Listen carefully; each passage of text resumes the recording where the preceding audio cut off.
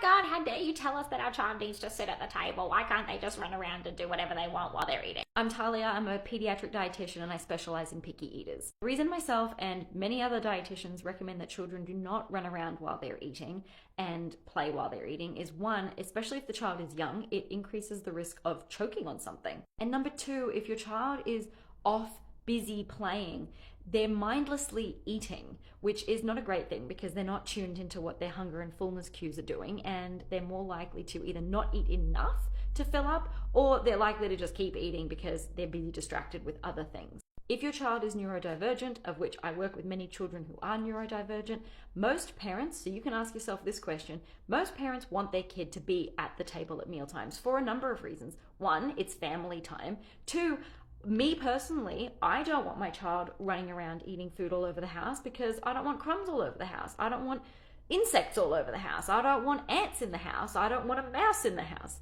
So that's one of the reasons that myself and many other parents choose to want their child to sit at the table. And that's not an unreasonable request. So like I said, I work with children who are neurodivergent.